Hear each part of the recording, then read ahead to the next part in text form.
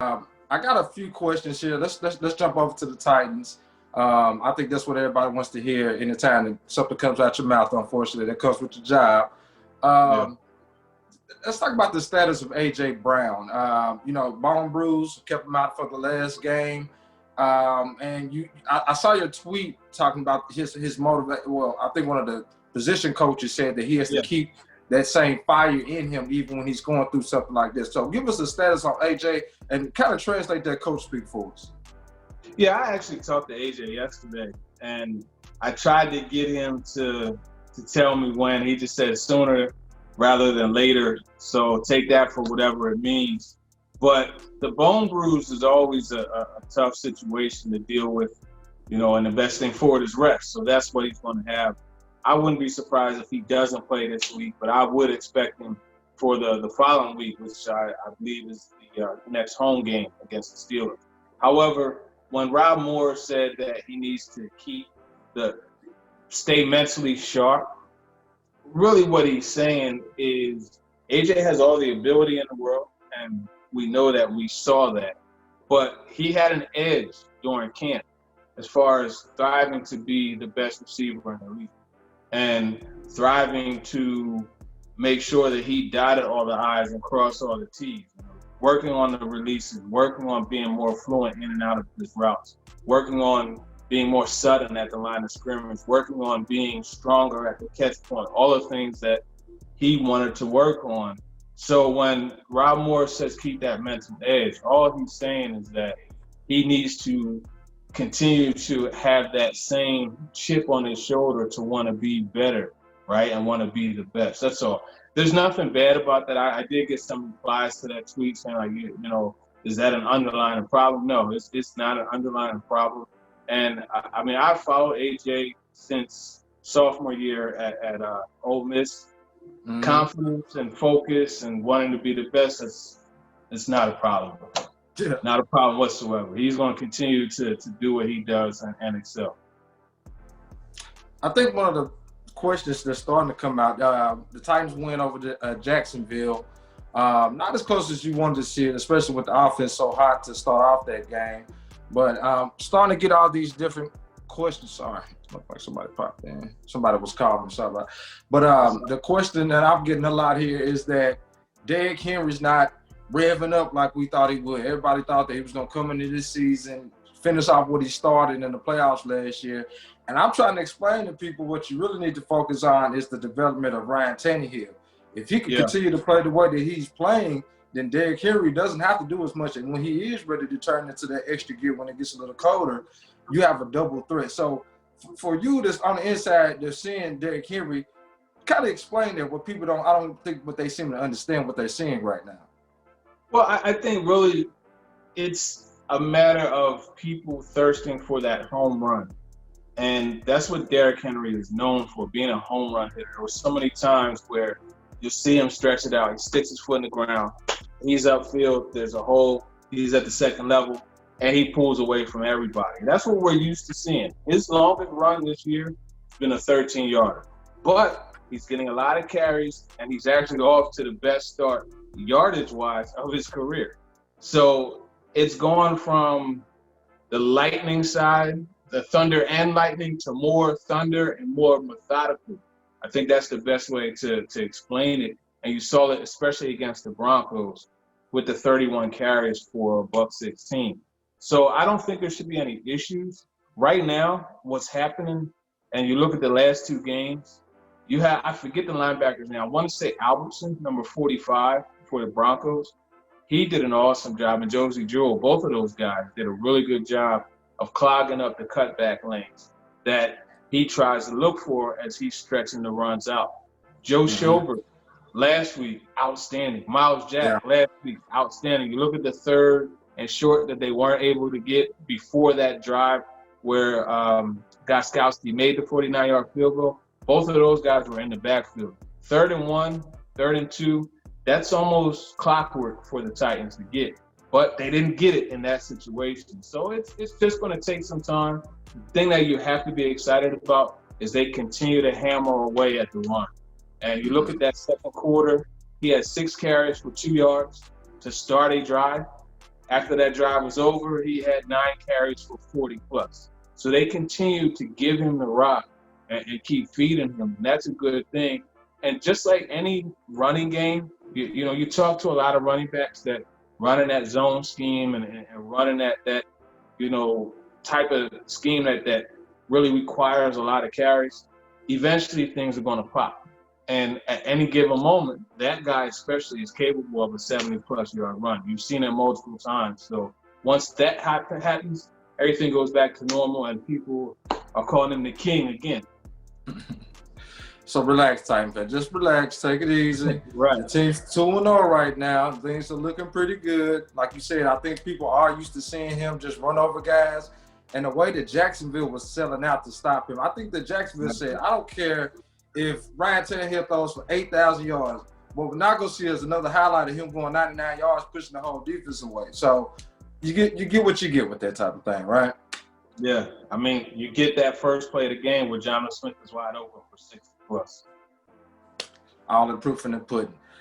So let's turn our attention to the defense a little bit here, man. I mean, Clowney was the big signing. Everyone was expecting to see him, jump off the map and get 2 or 3 sacks in the first few games. But and not just Clowney, but the defense. I thought that they was going to be much better with a big-time playmaker that you got to pay a lot of attention to on the outside like that. But didn't look that good against Jacksonville outside of some interceptions that they had on Minshew, the one at the end, and Christian Fulton. So tell me about the defense. What do you think it's going to take for them? Is it just because everyone right now is having issues with no preseason, things like that?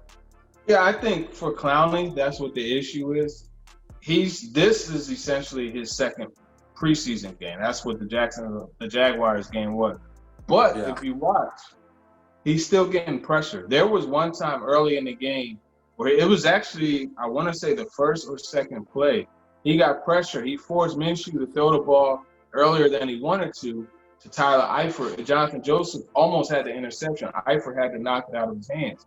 That's not a sack. It doesn't show up in the stat sheet for Clowney, but that's a good play. And I think that's what you have to look at. On the year, he has, I want to say, 3 or 4 hurries. And it's just you have to wait for him to get into that groove and get into that football shape. That's really the main thing. And he's playing himself into it. 46 snaps against Denver, 61, 62 against the Jaguars. And a lot of those snaps started with his hands on his hips, Mm-hmm. It's time to tell that a guy's gassed. But right now, he's what they have, right? Kamale Correa, Harold Landry, and Clowney. Once Derek Roberson comes back, which I believe is going to be soon, and once Vic Beasley comes into the rotation, which I also believe is going to be soon, that's going to help balance things out. Then you have Jeffrey Simmons also pushing the pocket from the interior. And he's another one. It doesn't show up in his stat sheet, but Harold Landry's interception doesn't happen unless he rushes the passer with discipline, realizes he's not getting home. And this is what we talked about on Nate and TD and what I talked about on Talking with TD and what I talk about on my whiteboard breakdown, which I do every Wednesday.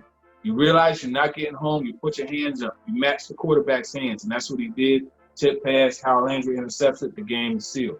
So statistically, it's not where people want it, and that's understandable. 480 yards of total offense to the Jaguars, that's unacceptable by any means, so they have to get that right. But I don't think Rome is falling as much as, people are beginning to think.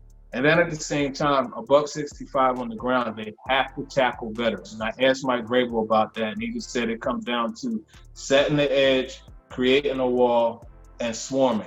And that setting the edge is not happening as much and not creating as much of a wall as far as not giving up holes for the running back to run through. And they're not swarming to the football. It has to get better. Yeah. And that's crazy because Vrabel preaches that. I know, his philosophy is to swarm the ball. So, again, my personal thoughts, I just think that guys, like you said, got to put themselves into shape.